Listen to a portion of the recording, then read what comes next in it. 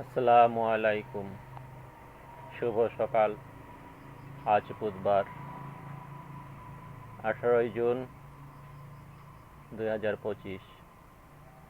আজকের বিশেষ খবর হলো ইরান ইসরায়েল তুমুল যুদ্ধ, হামলা পাল্টা হামলা চলছে। উভয় দেশের গুরুত্বপূর্ণ স্থাপনা ধ্বংস হচ্ছে।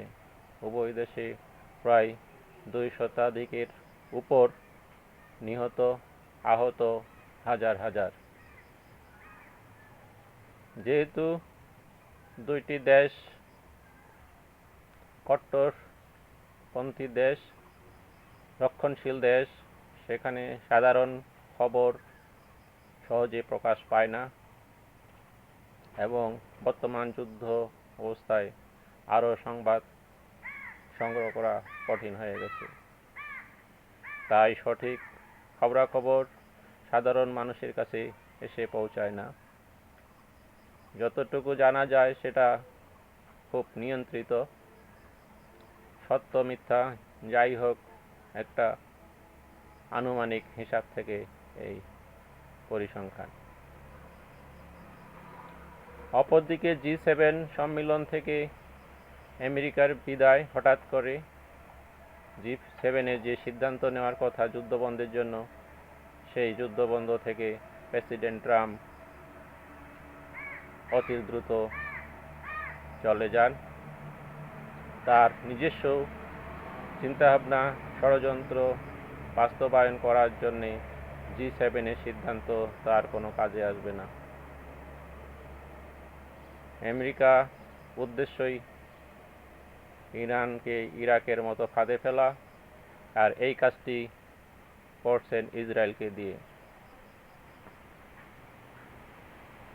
কতটুকু সফল হবে সেটা সময় বলে দিবে। হয়তো হতেও পারে, না হতেও পারে। কথায় বলে বারবার ঘুঘু তুমি ধান খেয়ে যাও, তো সবসময় ঘুঘু ধান খেয়ে যাবে, সেটা সফলতা পাবে এমন হতে পারে না। ইতিমধ্যে আমেরিকা ব্যর্থ হয়েছে আফগানিস্তানে, ভিয়েতনামে, আরও 2-1টা দেশে ব্যর্থ হয়েছে।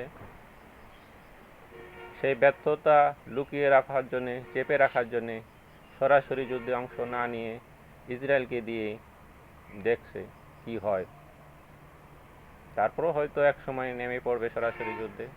আগে বাজিয়ে দেখতেছে কি রেজাল্ট আসে। এখন ইরানের হলো বাঁচা মরার লড়াই। এ লড়াই তাকে জিততে হবে। জেতার জন্যই যুদ্ধ। এদিকে তাদের পারমাণবিক বোমা বা শক্তি এর কার্যক্রম, পারমাণবিক বোমার যে কার্যক্রম কতটুকু সফল বা সফলতার দিকে আছে তা আমরা কেউ জানি না। তবে এতদিন তাদের পারমাণবিক অস্ত্র সংগ্রহ করা উচিত ছিল, চোরাই পথে হোক, গোপন পথে হোক। এটা করলে তাদের যুদ্ধ করার শক্তি সামর্থ্য অনেক বেড়ে যেত এবং ইসরায়েল আতঙ্কিত থাকত। Alibaba, BTV, Dhaka.